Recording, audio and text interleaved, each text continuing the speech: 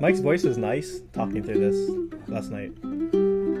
Super clear. Mm-hmm. Super natural sounding too.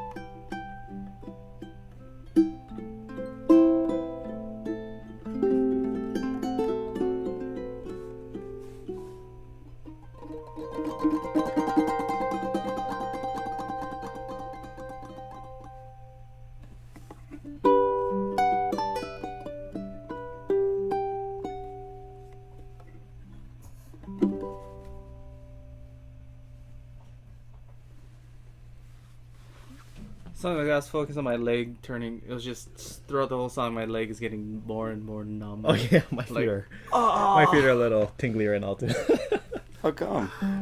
Cutting off the circulation. I was sitting like this, and it cuts off the circulation. Me too. Putting too much If I pressure sit on the my wrong foot. way. No, that was nice. All my blood was going to my head to focus on my leg.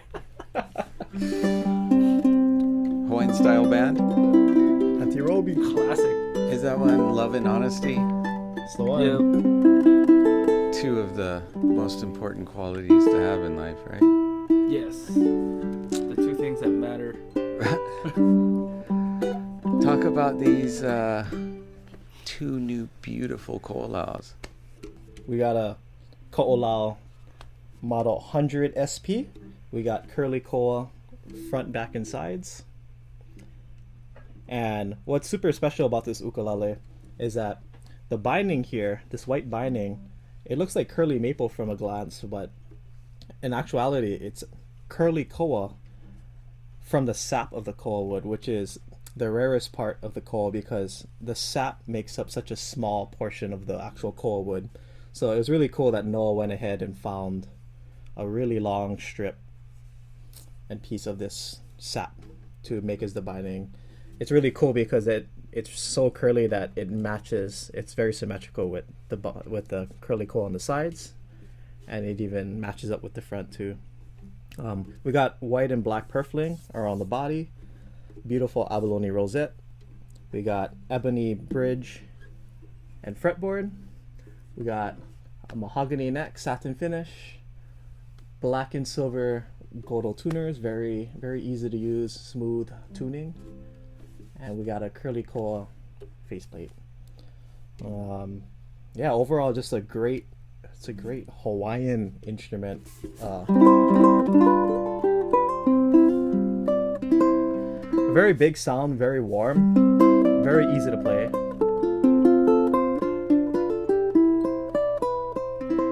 And these are strung up with the KoAloha lohi strings, nylon set low G. So very warm. So let's give it a sound sample.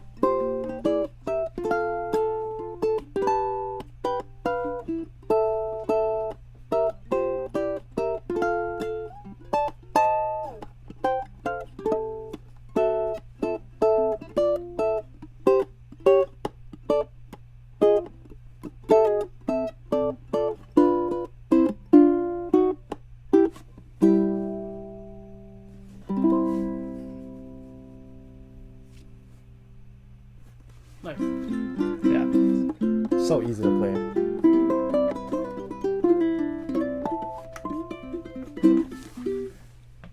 What you got over there, Corey? This is the Deluxe series and has an Adirondack spruce top, Macassar ebony back and sides. That's going to give you a really, really deep, and this one has a very warm sound, which is nice.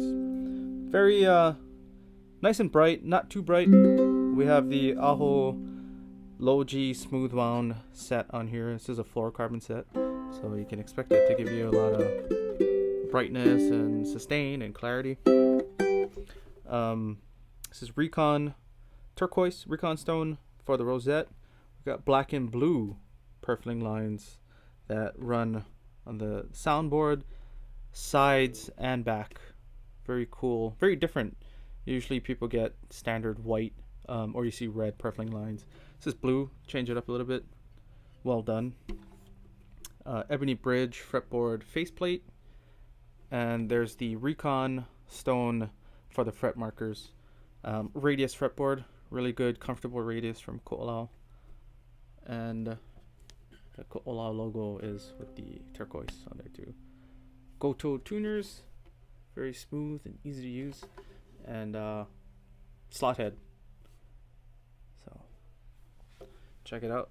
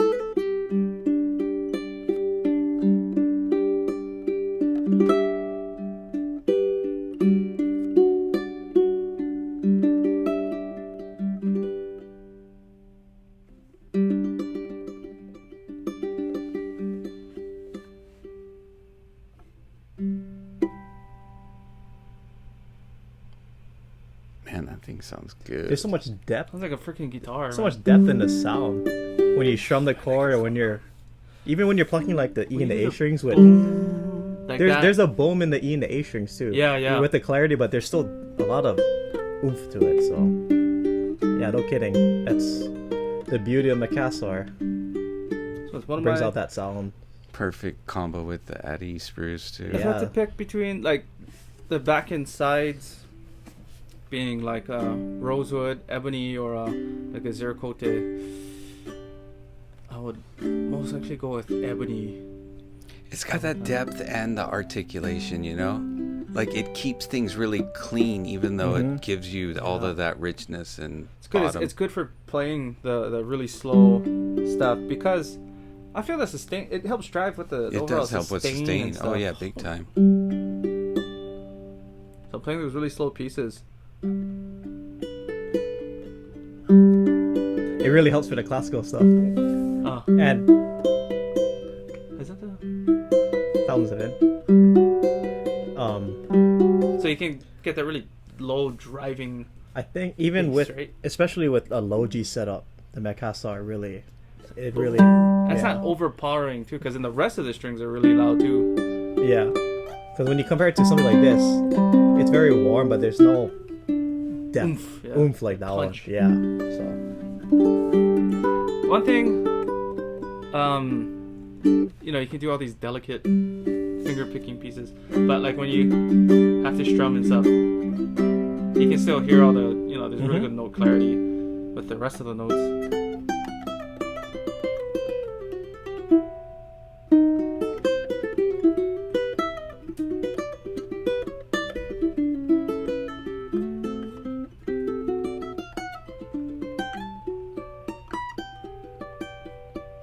All the way up yeah, the even neck up, too. yeah, all the way up there, it's so pristine.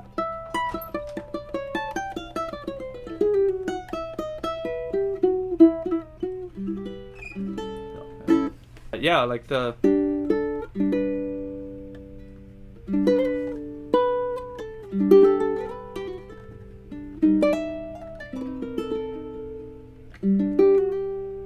so all the notes have meat to it. Yeah. So, if you guys want a warmer sound, a little easier to play, this is definitely the one to go for. If That you one want, sounds really good too. if with you want floor something vibrations, like yeah, that has a regular alohi, the low G. I hear a nice like clean balance with that, and it has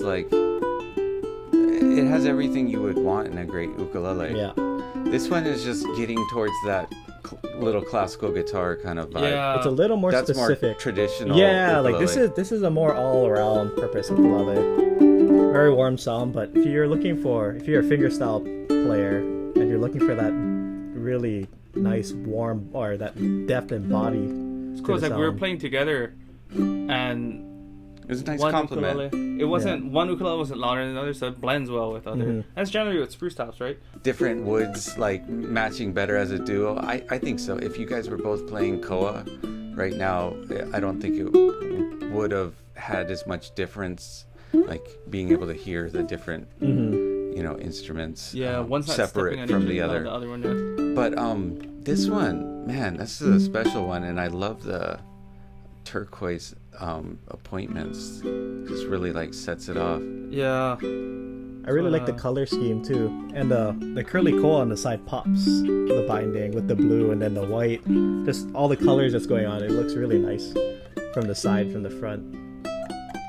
You know, we've It's a nice talked about it on here before, probably a few times, but like the meticulous build quality and finish of KoAloha, it's like almost unparalleled. Unrivaled, yeah. You know, Wait, we were just talking about this I earlier. did finishing for 10 years for KoAloha, and I wasn't nearly as perfect as Ryan was. And Noah, over the years, has just really dialed it in to be like a perfect ukulele making robot. It is. There's no gaps in between anything. It's almost like it was made by machine, but Noah's the machine. Yeah, It's perfect. He is a machine. Jeez. Yeah, it's just so clean. You play it really soft and just still get like really nice notes out of here. What I really like about KoAloha is that no matter which model or wood combinations you get, KoAloha always has that low response that I really like. A good low response. A good low response. There's still depth, even though this one compared to that doesn't sound as like there's not a lot of depth compared to that one. It's still there. It has that KoAloha sound that you hear on the first two strings. I guess maybe the way some builders maybe voice their instruments, they can have that really hollow, deep sound. So when you start playing fast stuff, things will start blending in with each other. It gets super muddy, right? This one never. You can play anything fast and you can hear every single note.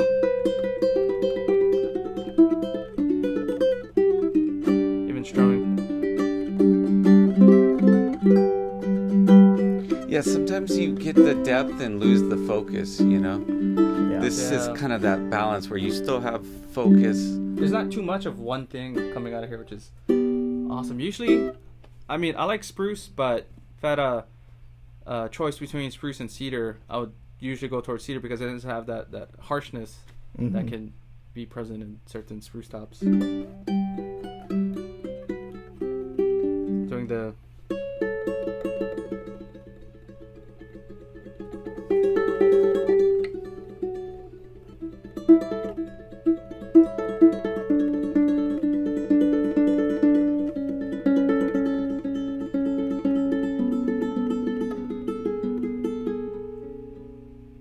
play that on like other that ukuleles. instrument responds so well to your playing. Like you can hear how clear it is when you're The barely dynamics, picking right? it. Yeah, the dynamics comes out so easily on that. Yeah. From when you're playing loud to when you're barely playing, but you still hear. Even you hear the depth when you're playing. Yeah, and like this too, I'm plucking really soft. And so clear. Oh.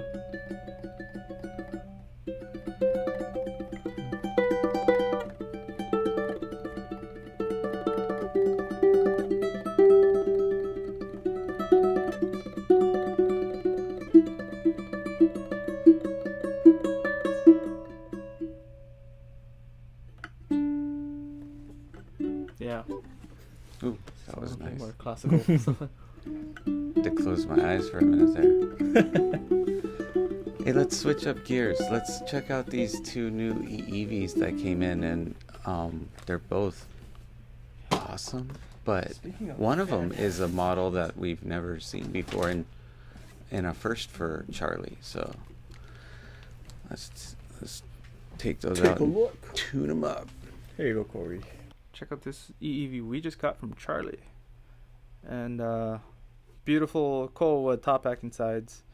Koa binding, top and back, super curly. One might think that this was mango. In fact, I mean, he used mango on the back strip before, but this is actually spalted Koa. And those really thick black lines, you would think it's, somebody drew it in, or it's artificial. It's not. That's actually part of the wood, and it's sort of like a wood rot going on in the wood, which gives it that really unique and interesting grain pattern. So Koa, and Koa, really nice. You got two of the herringbone strips running in between that, black and white purfling lines all over, beautifully done as always, as you'd expect from Charlie. Ebony bridge, fretboard, faceplate.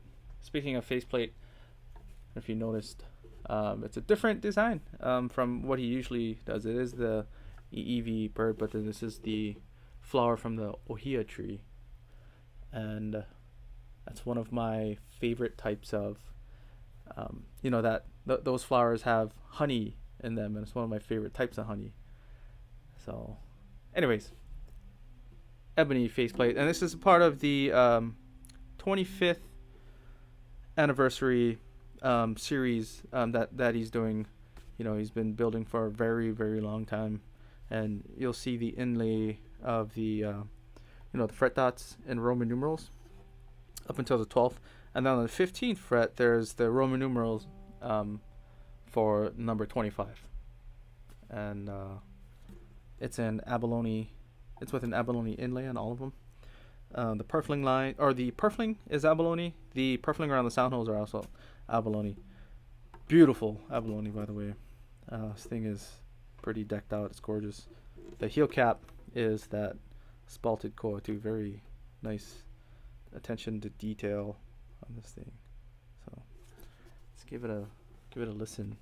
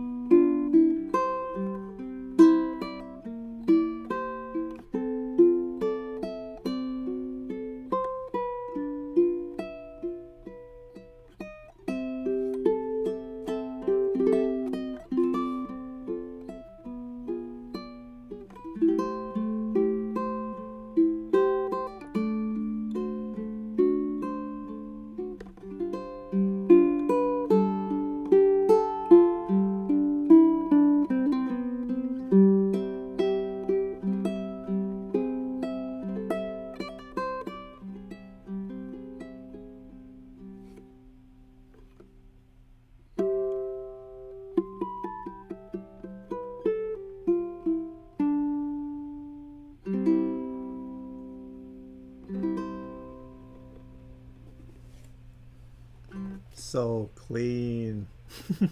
Oh, he's been playing hard. I was thinking warm. Super warm too. Yeah, there's clean and. But it's crisp and warm at the same time. It's so balanced.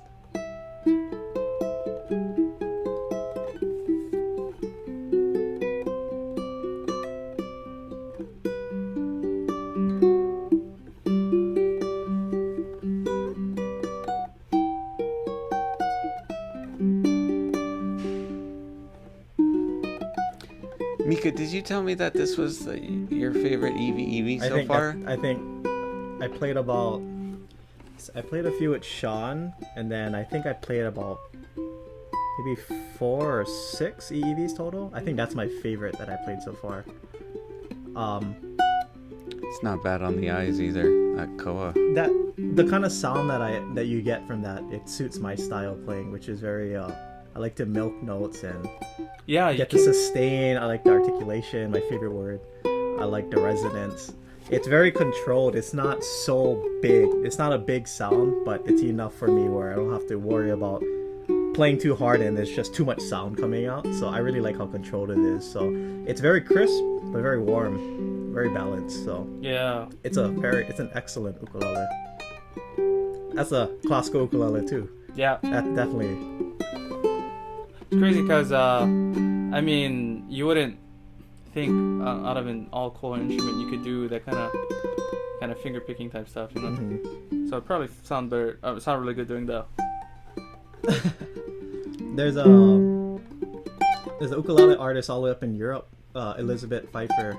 Hope I'm saying that correctly. I got to meet her over a year ago here in Oahu, and she's actually plays an EEV. I think it's bear claw spruce and koa on the sides and back, and she plays like legit classical music too, and it's the perfect instrument for her and her style of playing. It sounds so good. I always look at this and I'm like, this is like the dreadnought of ukuleles, the dreadnought sized guitar but in an ukulele size. And usually with dreadnought guitars, you get this really deep and bassy sound. A lot of it is bass, and this would probably work well with the cello suites, right? Any classical piece, any finger style.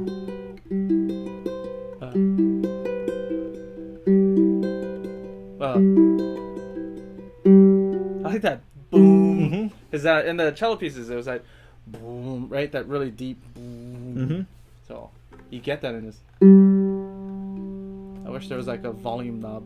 So it's like instead of boom. That's not a bad thing. That boom isn't a bad thing. I just really like how controlled it is.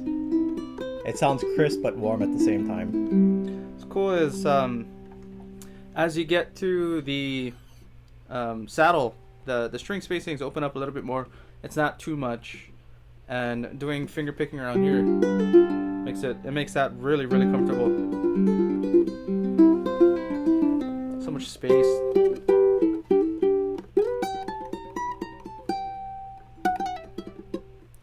So only a few of these 25-year anniversary ones are going to be made, and only this year. So, and this one, what a favorite, piece. my personal favorite. That's the best one I played.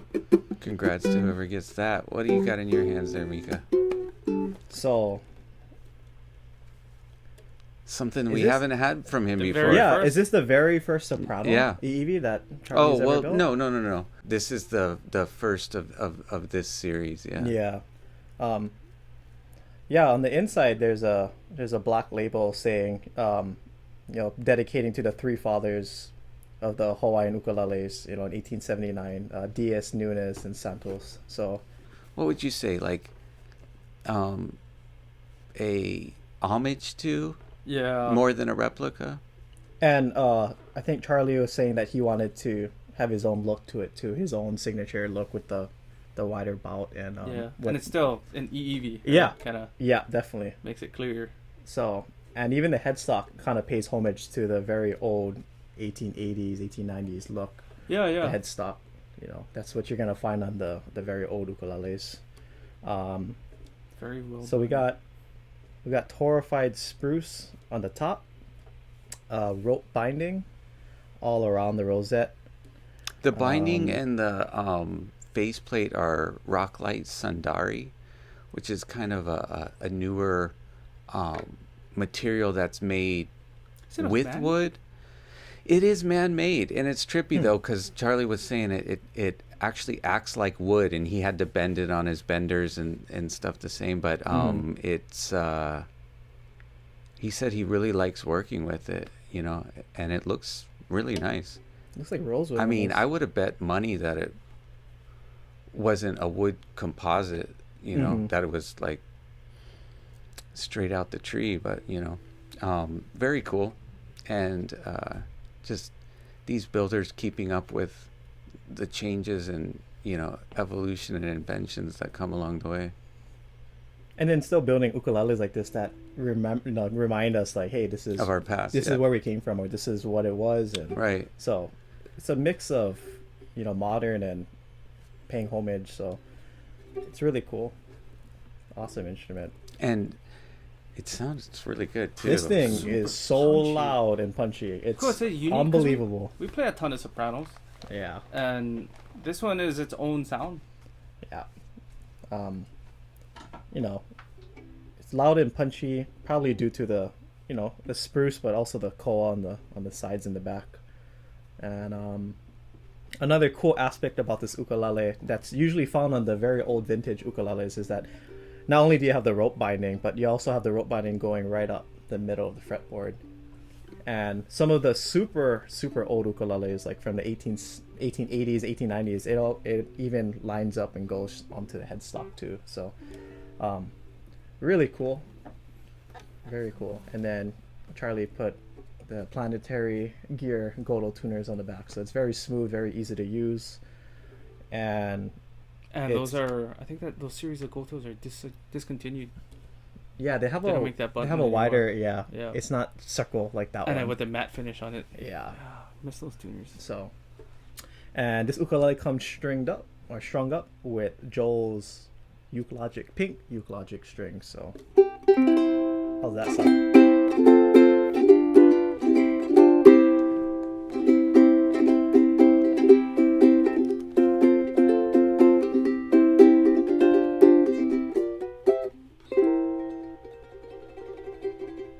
I mean, this thing is probably one of the loudest sopranos I've ever played. This.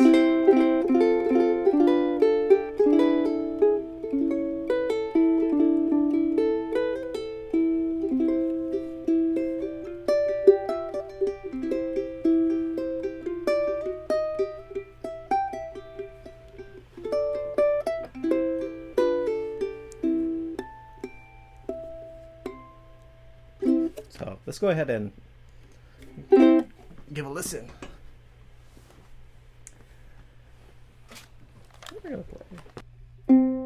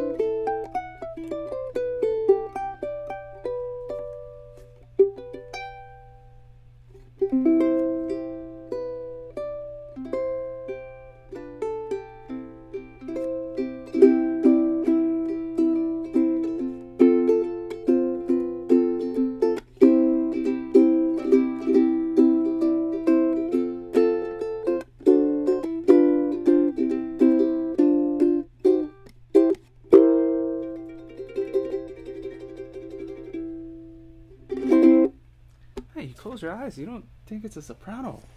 I think it might have clipped the mics a touch right at the end, but I mean, that's just how it's crazy this thing is. powerful little It's a uke. power. But it has everything. It's sustain, clarity, an old vintage sound.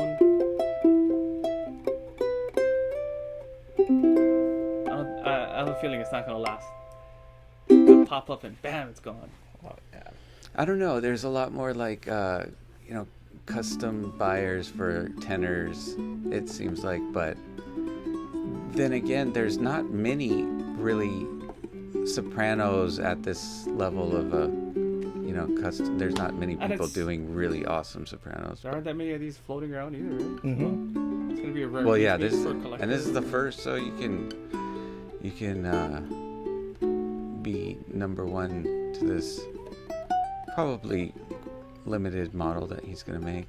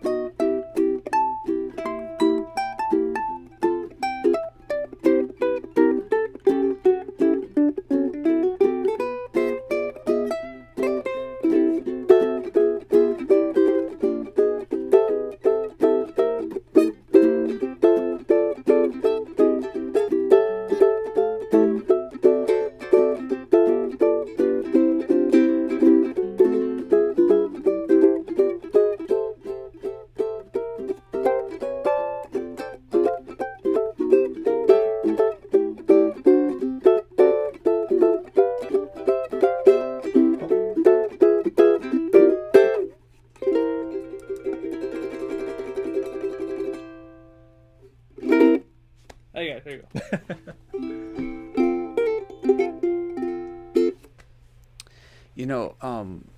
we did a epic 4-hour podcast with Mike Love last night that I didn't realize his main camera shut off like at the beginning, so I don't know if that's gonna come out or when, or I'll try to put out at least some of the performance type stuff.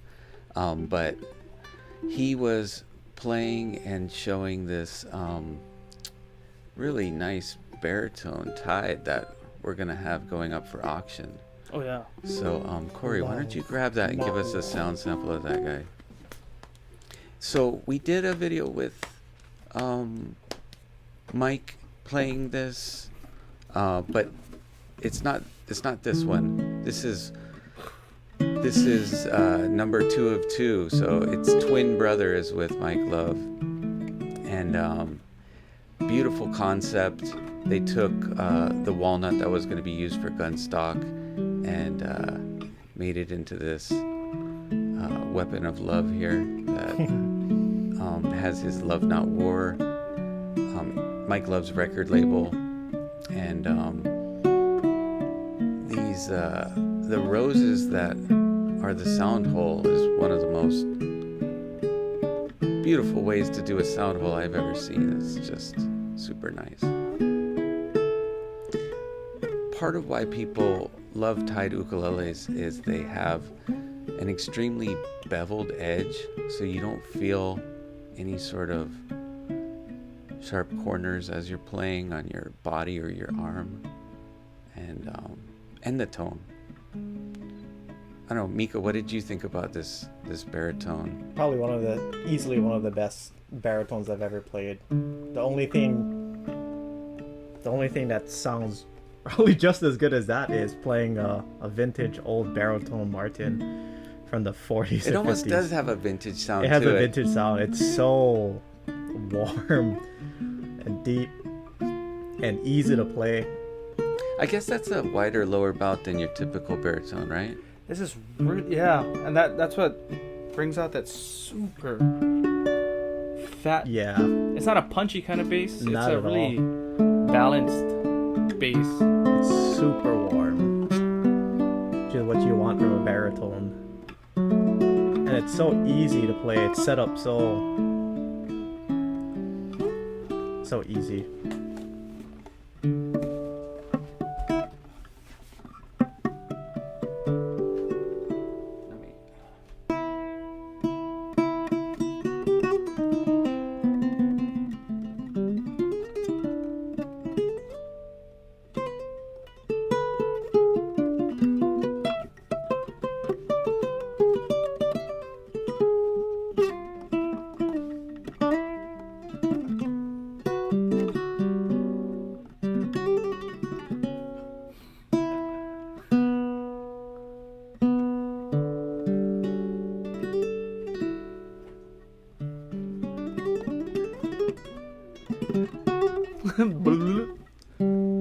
It's because it's so easy to play, you can just play effortlessly. Yeah.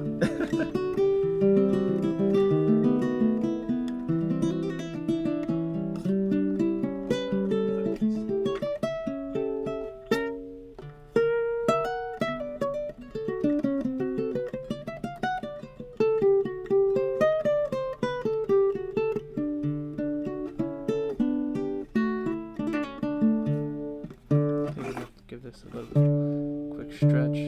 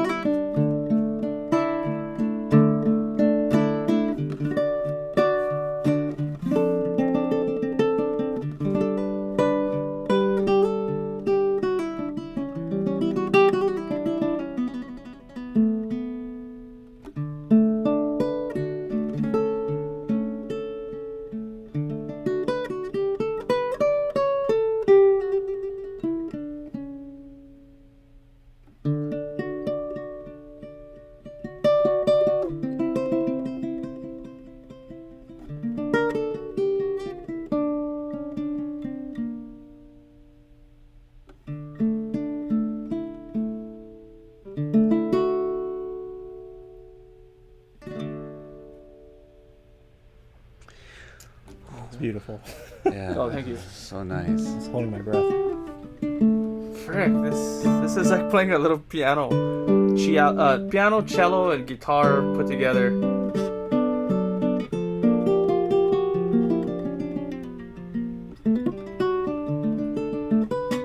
It's one of the coolest baritones ever, too. So Or even ukuleles, you know. Well, it's like you were saying, that's probably the coolest sound hole I've ever seen. Yeah, on an it- ukulele. And it's like to know that there's two pieces of this made with the exact, you know, from the same billets of wood to the exact same specs, and there'll only be two, and one's gonna be Played by Mike. with Mike, and then the other's gonna be with a fan of great baritone ukes, and probably a fan of Mike too, you know. And Mike has played that uke and has blessed it. And Yeah. has given his love for it.